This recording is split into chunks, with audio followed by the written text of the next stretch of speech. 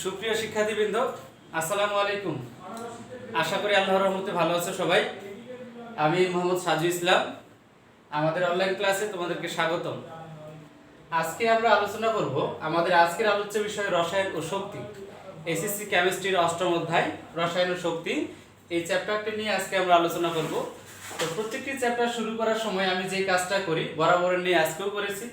আজকে আমাদের শিক্ষণীয় রয়েছে রাসায়নিক শক্তি, বিভিন্ন প্রকার রাসায়নিক শক্তি, তাপের পরিবর্তনের উপর ভিত্তি করে রাসায়নিক বিক্রিয়ার শ্রেণীবিভাগ, অভ্যন্তরীণ শক্তি, বন্ধন শক্তি হিসাব করে তাপের পরিবর্তন হিসাবকরণ। এরপরে সবার শেষে আমাদের রয়েছে জ্বালানি বিশুদ্ধতার গুরুত্ব। আমাদের আরও রয়েছে তড়িতের রাসায়নিক প্রক্রিয়া।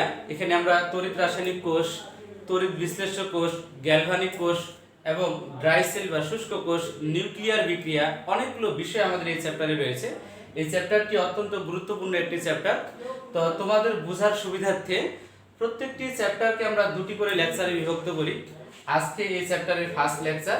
তো এই চ্যাপ্টারের যে শিক্ষণীয়গুলো রয়েছে আমরা জানলাম, আমরা আলোচনা করব যে এই বিষয়গুলো প্রত্যেকটি বিষয় আমাদের স্টেপ বাই স্টেপ জেনে নিতে হবে।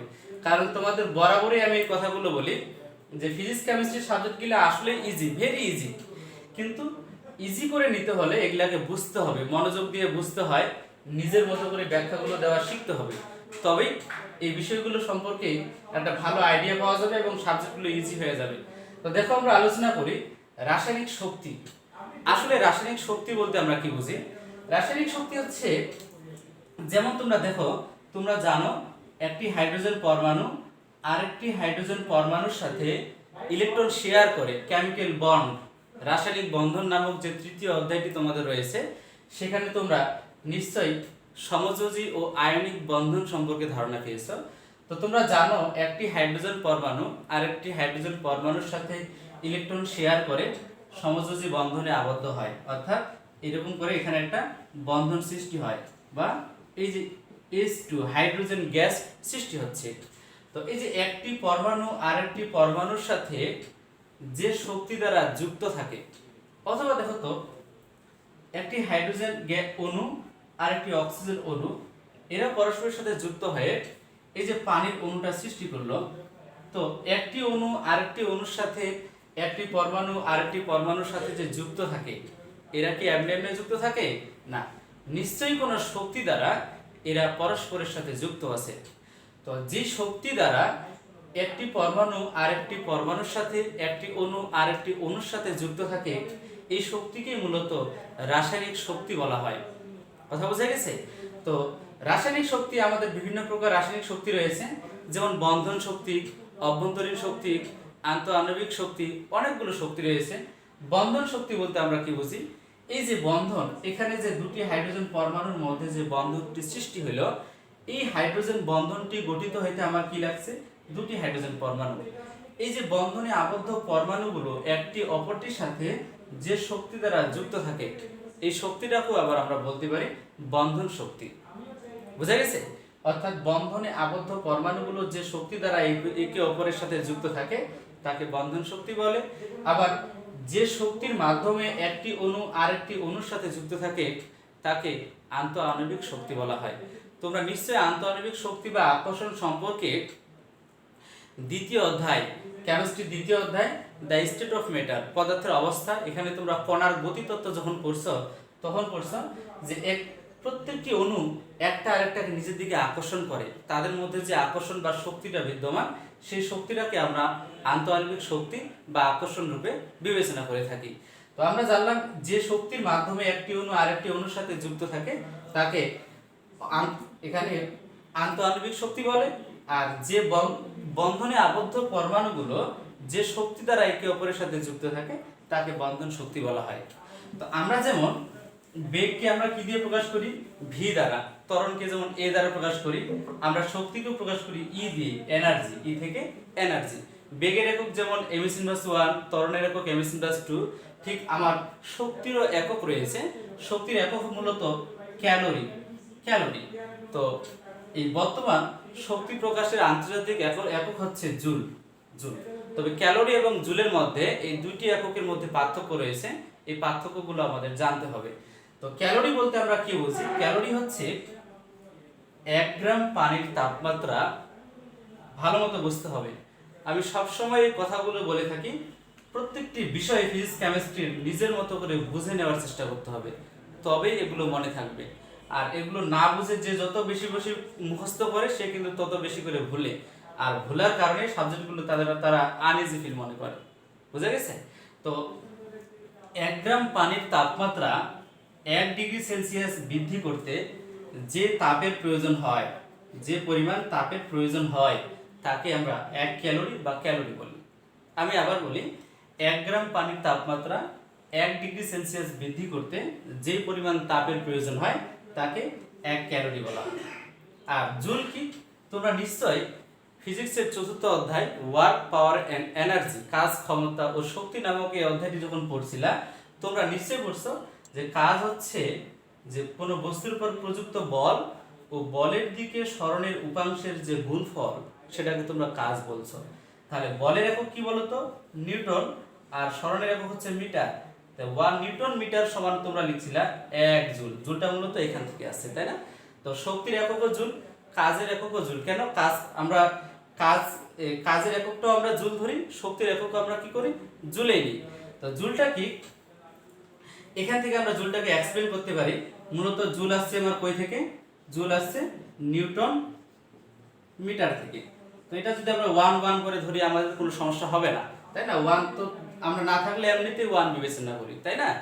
তো জুল হচ্ছে কোনো বস্তুর উপর 1 নিউটন বল প্রয়োগ করলে বস্তুটি যদি বলের দিকে কি 1 মিটার সরণ ঘটে, তাহলে তাকে 1 জুল বলা হয়। অর্থাৎ কোনো বস্তুর উপর 1 নিউটন বল প্রয়োগের ফলে যদি বলের দিকে 1 মিটার সরণ ঘটে, তাহলে তাকে আমরা কি বলি?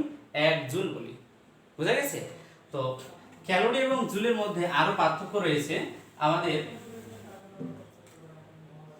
1 ক্যালোরি সমান 4.18 এত জুল, আবার 1 জুল সমান হচ্ছে 0.24 এত ক্যালোরি। এই পার্থক্যগুলো তোমাকে মনে রাখতে হবে। কেন?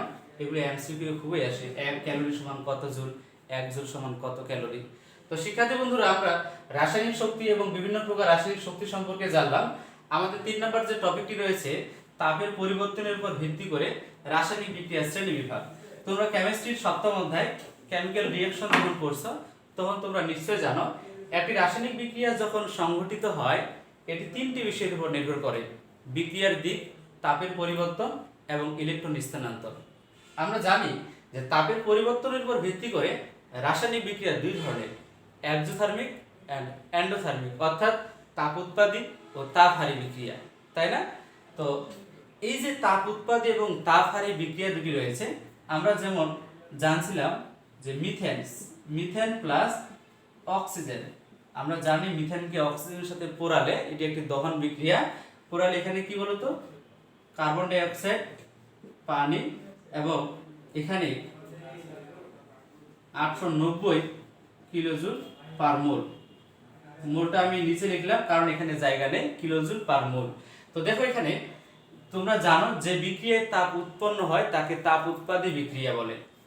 মিথেন অক্সিজেনের সাথে বিক্রিয়া করে কার্বন ডাই অক্সাইড ও পানি উৎপন্ন করছে, প্লাস এখানে 890 কিলোজুল তাপ শক্তি উৎপন্ন হয়েছে। যে বিক্রিয়ায় তাপ উৎপন্ন হয় তাকে যেহেতু আমরা তাপ উৎপাদী বিক্রিয়া বলি, এটি একটি তাপ উৎপাদী বা এক্সোথার্মিক রিঅ্যাকশন। তাপহারী বিক্রিয়া কাকে বলে? তোমরা জানো যে ক্যালসিয়াম কার্বনেট, এই ক্যালসিয়াম কার্বনেট বা চুনা পাথর, এটিকে তাপ দিলে এটি বিয়োজিত হয়ে ক্যালসিয়াম অক্সাইড এবং কার্বন ডাই অক্সাইড উৎপন্ন করে। এই সময়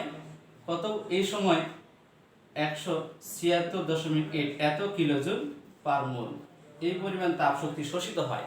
আর যে বিক্রিয়ায় তাপ শোষিত হয় তাকে তাপহারী বিক্রিয়া বলা হয়। এটি একটি তাপহারী বা এন্ডোথার্মিক বিক্রিয়ার উদাহরণ।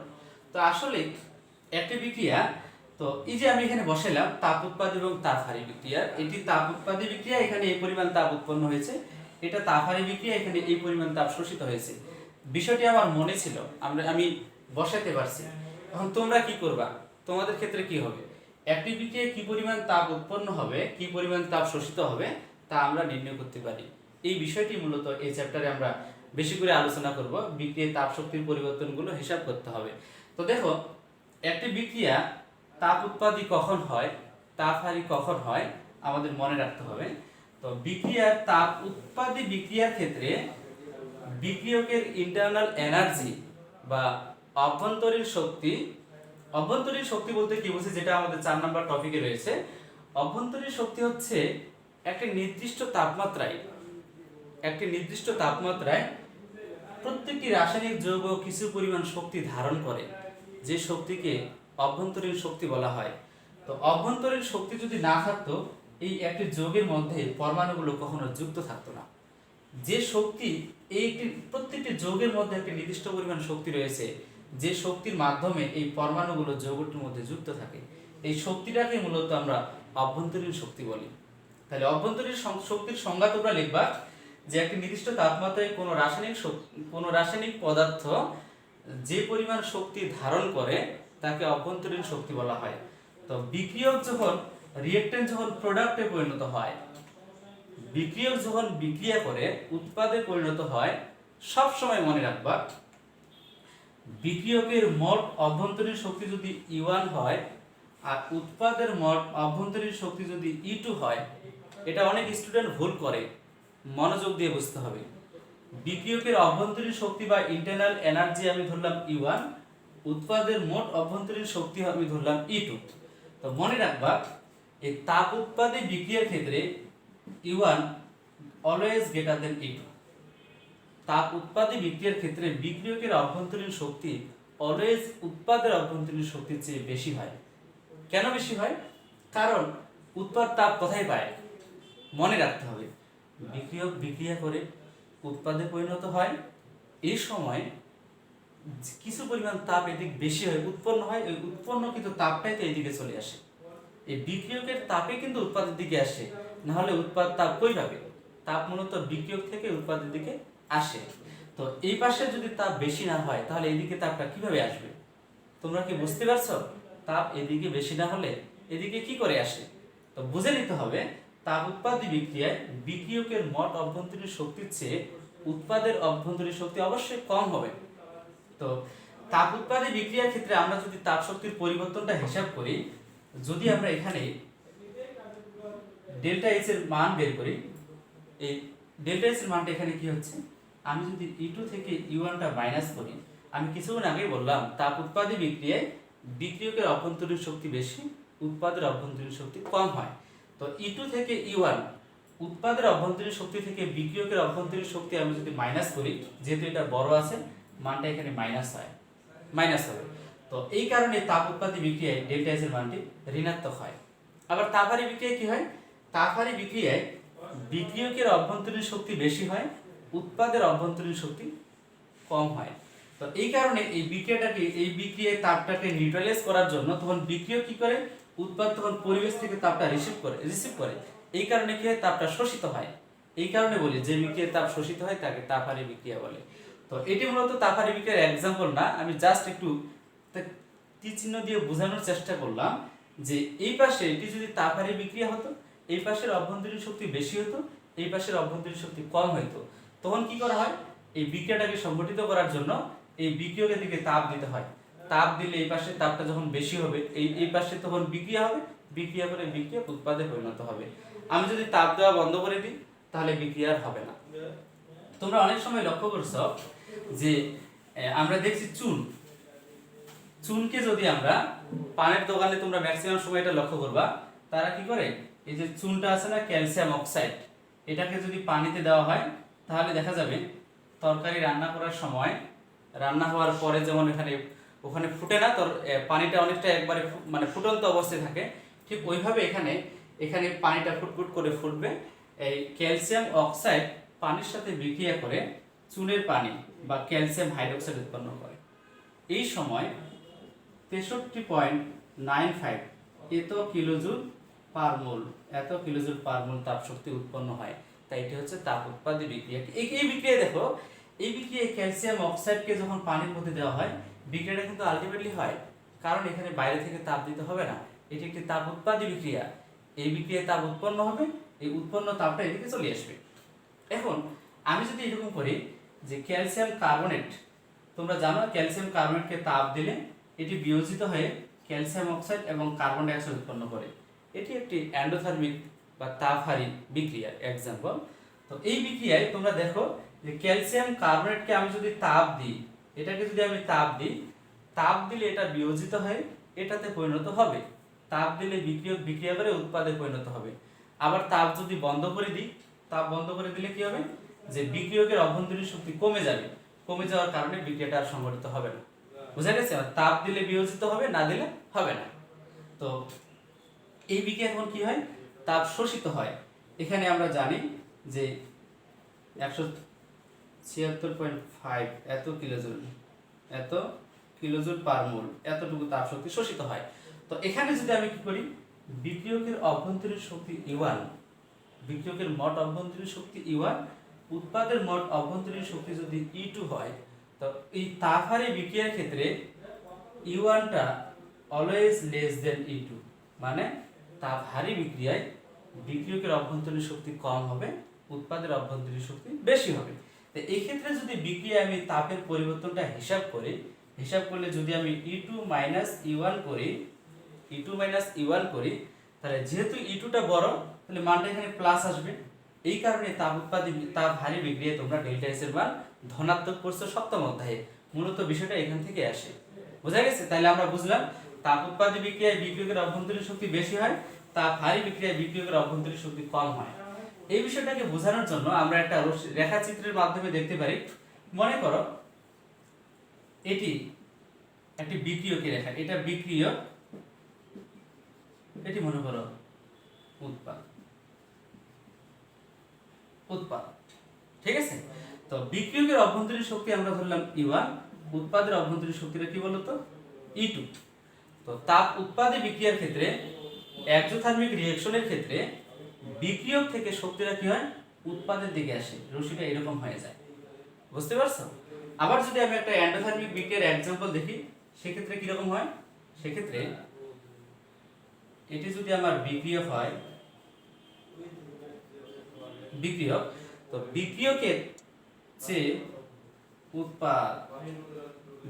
চেয়ে উৎপাদের অভ্যন্তরীণ শক্তি বেশি হয়, তখন এখানে কি হয় যে, ঠিক আছে, এটা আমাদের উৎপাদ থেকে বিক্রিয়কের দিকে তাপটা আসতে চায়। এই সময় তখন আমরা কি করি, উৎপাদ তাপ কই পাবে, বিক্রিয়কের তাপটা অ্যাক্সেস হলে ওই তাপটা উৎপাদের দিকে আসে।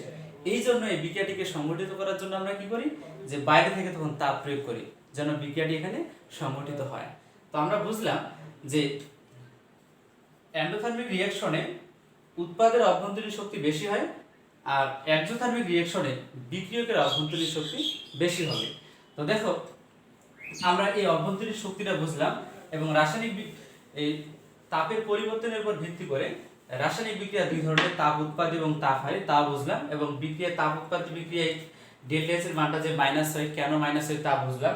তাপহারী বিক্রিয়ায় ডেল্টা এস এর মানটা যে প্লাস বা ধনাত্মক হয়, কেন হয় তা বুঝলাম। আমরা এবার দেখব যে বন্ধন শক্তি হিসাব করে তাপের পরিবর্তন হিসাবকরণ। এই বন্ধন শক্তি বলতে আমরা কি বুঝি, বন্ধন শক্তি হচ্ছে বন্ড এনার্জি, বা বন্ধন শক্তি বলতে বুঝি, আমরা একটা एग्जांपल দেখি। এই যে মিথেন প্লাস অক্সিজেন বিক্রিয়া করে কার্বন ডাই অক্সাইড প্লাস পানি উৎপন্ন করলো। এখানে তোমরা জানো 890 কিলোজুল পার মোল তাপ শক্তি উৎপন্ন হয়। তো এটা আমি পরে দিব, আগে আমরা এটা দেখার চেষ্টা করি। তোমরা যদি এর গাঠনিক সংকেত দেখো, বিক্রিয়ায় বন্ধন শক্তি হিসাব করে তাপের পরিবর্তন হিসাব করতে গেলে এই রাসায়নিক সংকেতগুলোর পরে আমাদের যে সংকেতটি লাগবে সেটা হচ্ছে গাঠনিক সংকেত। এই গাঠনিক সংকেত সম্পর্কে তোমরা পঞ্চম অধ্যায়ে ধারণা পেয়েছো। আমরা জানি যে কোন যৌগের অণুতে যতগুলো পরমাণু থাকবে তার যে বন্ধনীর মাধ্যমে প্রকাশ করা হয়, সেই সংকেতটিকে আমরা কি বলি, গাঠনিক সংকেত বলি। এখানে কার্বনের সাথে কি আছে বলো তো, 4টি হাইড্রোজেন পরমাণু রয়েছে, 4টি হাইড্রোজেন পরমাণু আছে। তো দেখো এখানে আর অক্সিজেনের সাথে এখানে আরেকটি অক্সিজেনের ডাবল বন্ড। তোমরা এটা সমযোজী বন্ধনে নিশ্চয়ই জানো যে একটি বন্ধন তৈরিতে দুটি ইলেকট্রনের প্রয়োজন হয়। এখানে তারা এই অক্সিজেন এবং দুটি অক্সিজেন পরমাণু পরস্পরের সাথে কয়টি, 2 জোড়া, মানে 4টি ইলেকট্রন শেয়ার করে, এইজন্য এখানে দুটো বন্ড হয়। তো আমরা একটু দেখি এই বিক্রিয়াটিকে যদি আমরা সমতা করতে চাই, বিক্রিয়ায় তাপ শক্তির পরিবর্তন নির্ণয় করতে গেলে এই বন্ধন শক্তির উপর ডিপেন্ড করে যদি আমরা নির্ণয় করতে চাই, অবশ্যই বিক্রিয়াটিকে একটা সমতা করতে হবে। তো দেখো এখানে আমাদের অক্সিজেন কয়টা আছে, এখানে অক্সিজেন আমার টোটাল হচ্ছে এই পাশে 3টা, এই পাশে অক্সিজেন 2টা, হাইড্রোজেন এখানে কয়টা বলো তো, 2টা, এখানে 4টা।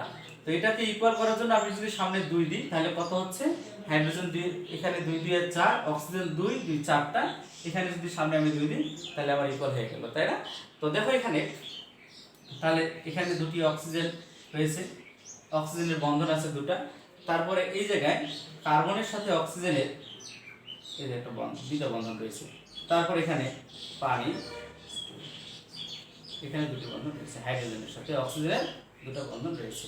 তো দেখো এখানে এই পাশে বিক্রিয়ক মিথেনের সাথে 4টি কার্বন যুক্ত ছিল, কার্বনের সাথে এখানে 4টি হাইড্রোজেন যুক্ত ছিল, তাই না? তো এই 4টি হাইড্রোজেন কি এখানে আছে? কার্বনের সাথে নতুন করে দুটি অক্সিজেন পরমাণু যুক্ত হয়েছে, মানে বিক্রিয়কের এই বন্ধনগুলো ভেঙে গেছে। এখানে তোমরা দেখো ভালো মতো করে বিষয়টা বোঝার চেষ্টা করো। এখানে অক্সিজেন, আমাদের যে অক্সিজেন, এই যে অক্সিজেনের যে বন্ধনটি রয়েছে, এই বন্ধনটি কি এখানে আছে? না, অক্সিজেনের সাথে নতুন করে দুইটা মৌল যুক্ত হয়েছে, একটা হচ্ছে হাইড্রোজেন আর কি বলতো কার্বন যুক্ত হয়ে নতুন বন্ধন এখানে সৃষ্টি হয়েছে। এই যে আমরা দেখলাম, এই যে কোন যৌগের, এই যে যৌগের দুটি পরমাণুর মধ্যে এই যে বন্ধনটা ভেঙে যায়, এই বন্ধন যে ভাঙে, এই বন্ধন ভাঙতে একটা শক্তির প্রয়োজন হয়, বন্ধন ভাঙতে শক্তির প্রয়োজন হয়। এই যে কোনো যৌগের দুটি পরমাণুর মধ্যে বন্ধনটি ভেঙে দিয়ে এই পরমাণু দুটাকে পৃথক করতে যে পরিমাণ শক্তির প্রয়োজন হয়, অথবা উৎপাদে কিন্তু বন্ধন গঠিত হয়েছে, তাই না? তো উৎপাদে এই দুটি পরমাণুকে একত্রিত করে একটি বন্ধনে আবদ্ধ করতে যে পরিমাণ শক্তি নির্গত হয়, এই শক্তিগুলোকে মূলত বন্ধন শক্তি বা বন্ড এনার্জি বলে। তাহলে আমরা বুঝলাম যে কোনো যৌগের যে কোনো দুটি পরমাণুর মধ্যে বন্ধনটি ভেঙে দিয়ে পরমাণু দুটিকে পৃথক করতে যে শক্তির প্রয়োজন হয় তাকে বন্ড এনার্জি বা বন্ধন শক্তি বলে।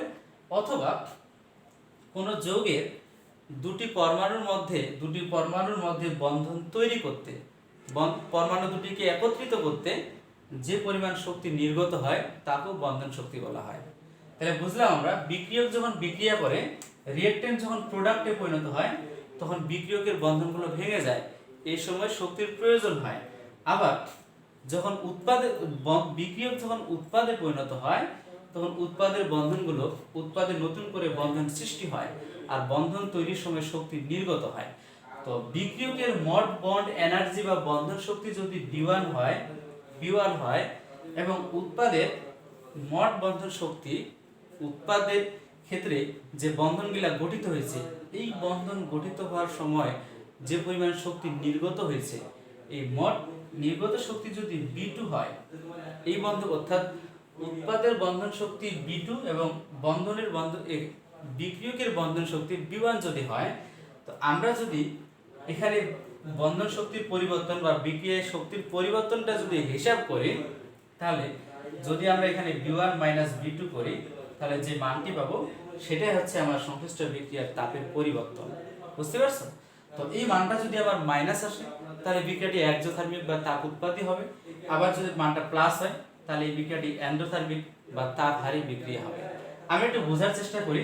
তো দেখো, তাহলে এখানে আমরা দেখতে পাচ্ছি যে কার্বনের সাথে হাইড্রোজেনের কয়টি বন্ধন বলো তো? এখানে কার্বনের সাথে হাইড্রোজেনের এখানে 4টি বন্ধন রয়েছে, 4টা বন্ধন ভেঙে গেছে, তাই না? তো তারপরে এখানে অক্সিজেনের সাথে দুটি ডাবল বন্ধন হয়েছে, তাই না? তো আমরা দেখতেছি কার্বনের সাথে অক্সিজেনের এখানেও দুটি ডাবল বন্ধন রয়েছে। তো দেখি এখানে অক্সিজেনের সাথে হাইড্রোজেনের দুটি ডাবল বন্ধন, একক বন্ধন, এখানে দুটো বন্ধন আছে, বাইরে আছে আমার 2, তাহলে 2 এবং 2 গুণ করলে আমার 4 হবে, 4। আমরা এখানে লিখতে পারি OH, এত বন্ধন। এটা হচ্ছে আমার টোটাল উৎপাদের বন্ধন, এটি হচ্ছে বিক্রিয়কের বন্ধন। তো বিক্রিয়ক এবং উৎপাদের বন্ড এনার্জিগুলো আমরা যদি হিসাব করি, তোমরা বিষয়টিকে ভালো মতো ফলো করবা, কারণ বোর্ডটি ছোট হওয়ার কারণে উপরের অংশটা আমি একটু মিশিয়ে দিব। তো দেখো, এই যে এখানে কার্বনের সাথে হাইড্রোজেনের যে বন্ধনটি রয়েছে, অক্সিজেনের সাথে অক্সিজেনের যে বন্ধনটি রয়েছে, কার্বনের সাথে অক্সিজেনের সাথে হাইড্রোজেনের যে বন্ধনগুলো রয়েছে, প্রত্যেকটি বন্ধনের একটি নির্দিষ্ট মান রয়েছে। এই বন্ধন শক্তিগুলোর মান আছে তোমাদের মূল বইয়ে, তোমরা লক্ষ্য করবা তোমাদের যে বইটি রয়েছে সেখানে এই বন্ধন শক্তির মানগুলো হিসাব করে দেওয়া আছে। হ্যাঁ, তোমরা চাইলে এগুলো মুখস্থ করতে পারো, আর যদি মুখস্থ নাও করো তাতেও কোনো সমস্যা নেই, কারণ তোমরা দেখবা তোমাদের এখান থেকে যে ম্যাথগুলো আসে, তোমরা টেস্ট পেপার অথবা বোর্ডের কোশ্চেনগুলো ফলো করবা, এখান থেকে যে ম্যাথগুলো আসে মানগুলো কিন্তু দেওয়া থাকে, তাই না? তো আমি তোমাদের বই থেকে এই মূলত পিকটা নিছি, এখানে যে বন্ধন শক্তির মানগুলো দেওয়া আছে, এই বন্ধন শক্তিগুলো হিসাব করে আমরা বিক্রিয়ার তাপের পরিবর্তনটি নেওয়ার চেষ্টা করব। তো দেখো এখানে, তো আমরা জানি যে বিক্রিয়কের বন্ড এনার্জি বা বন্ধন শক্তিকে আমরা কি বললাম, B1। বিক্রিয়কের বন্ধন ভাঙার জন্য যে শক্তির প্রয়োজন হয় সেই শক্তিটা যদি B1 হয়, আমরা এখানে B1টা হিসাব করি। দেখো তো, কার্বনের সাথে হাইড্রোজেনের যে বন্ধনটা, এই বন্ড এনার্জির মান হচ্ছে 414 কিলোজুল পার মোল এককে দেওয়া আছে। মানটা কিসে দেওয়া আছে একটু বোঝার চেষ্টা করো। মানটা দেওয়া আছে কিলোজুল পার মোল। তোমাদের বলা হবে এখানে যে কার্বন আর হাইড্রোজেনের বন্ড এনার্জি 414 কিলোজুল পার মোল বলতে কি বোঝে? নো টেনশন, কোনো টেনশন নাই। প্রত্যেকটি ব্যাখ্যা তোমরা উদাহরণ এই নিজের মতো করে সাজানোর চেষ্টা করবা। লিখবা যে কার্বন এবং হাইড্রোজেনের বন্ধন শক্তির মান 414 কিলোজুল পার মোল বলতে বোঝায় যে 1 মোল কার্বন এবং হাইড্রোজেনের বন্ধনকে ভাঙতে এই 414 কিলোজুল শক্তির প্রয়োজন হয়। তাহলে 1 মোল পরিমাণ কার্বন ও হাইড্রোজেনের বন্ধনকে ভাঙতে এই পরিমাণ শক্তির প্রয়োজন হয়। এই জন্য প্রতি মোল ভাঙতে যেহেতু যে পরিমাণ শক্তির প্রয়োজন হয়, ওই শক্তির মানটা কিলোজুল পার মোল এককে দেওয়া আছে বইয়ে। ঠিক আছে? তো দেখো, আমরা দেখলাম তাহলে কার্বনের সাথে হাইড্রোজেনের যে বন্ধনটা, সেই বন্ধন শক্তির মান হচ্ছে 414। তো এখানে কয়টা বন্ধন আছে বলো তো? 4টি বন্ধন রয়েছে। তাহলে 4, এখানে আমরা 4 গুণ করব। তারপরে তোমরা দেখো, অক্সিজেনের সাথে অক্সিজেনের যে ডাবল বন্ড, এই ডাবল বন্ডেরও মানটা কিন্তু দেওয়া আছে। আবার অক্সিজেনের সাথে অক্সিজেনের যে একক বন্ড, এই বন্ধন শক্তির মানটাও দেওয়া আছে। তো মনে রাখবা, একক বন্ধনের চেয়ে দ্বিবন্ধনের বন্ধন শক্তিটা বেশি। দ্বিবন্ধনের চেয়ে যে ত্রিবন্ধন রয়েছে, এই ত্রিবন্ধনের বন্ধন শক্তির মানটা কিন্তু আরো বেশি হয়। অর্থাৎ একক বন্ধনটা ভাঙতে যে পরিমাণ শক্তির প্রয়োজন হবে, দ্বিবন্ধনকে ভাঙতে আরো বেশি শক্তির প্রয়োজন হয়। যেমন তোমরা অক্সিজেন, এই যে কার্বনের সাথে হাইড্রোজেনের একক বন্ধন দেখবা, যেমন তোমরা এই এসএসসি কেমিস্ট্রির যে একাদশ অধ্যায়টি রয়েছে, একাদশ অধ্যায়টি হচ্ছে আমার মিনারেল রিসোর্স ফসিল, খনিজ সম্পদ জীবাশ্ম নামক যে অধ্যায়টি রয়েছে, সেখানে তোমরা যখন হাইড্রোকার্বন পড়বা, এই কার্বনের সাথে হাইড্রোজেনের তোমরা একক বন্ধন দেখবা এখানে। তারপরে এই কার্বনের সাথে কার্বনের আমরা একক বন্ধন পাবো, এবং কার্বনের সাথে কার্বনের দ্বিবন্ধনও পাবো, কার্বনের সাথে কার্বনের ট্রিপল বন্ধনও পাবো। বুঝতে পারছো?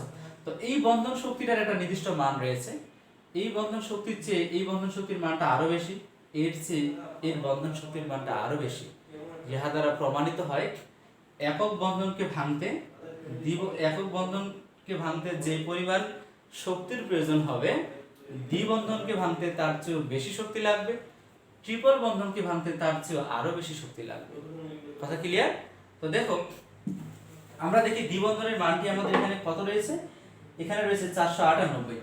তোমরা, আমি কথা থেকে নিচ্ছি, তোমাদের আমি বলে দিচ্ছি। এই যে আমার মোবাইলে আমি যে মানগুলো নিয়েছি, এই মানগুলো তোমাদের মূল বইয়ে যে 4টি রয়েছে সেখান থেকে মূলত আমি নিছি। তোমরা ওখান থেকে নিবা, এগুলো মুখস্থ করার প্রয়োজন নেই, আমি বলেই দিলাম। এই মানগুলো তোমাদের অঙ্কের সময় দেওয়া থাকে। তাহলে 400 কত হচ্ছে 98। বন্ধন কয়টা আছে আমার এখানে? 2টি রয়েছে, তার সাথে আমি 2 গুণ করব। তো দেখো তো, আমরা এখানে মানটা হিসাব করলে কত পাচ্ছি।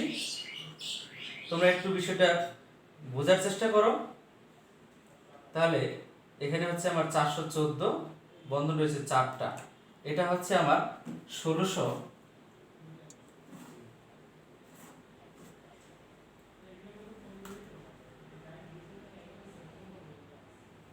এই মানটি হচ্ছে আমার 1656। তাহলে এখানে কয়টা আছে বলো তো? যে আমরা দেখতেছি 498 গুণন 2, এটা হচ্ছে আমার 996। টোটাল আমি যদি এখানে যোগ করি কত হচ্ছে?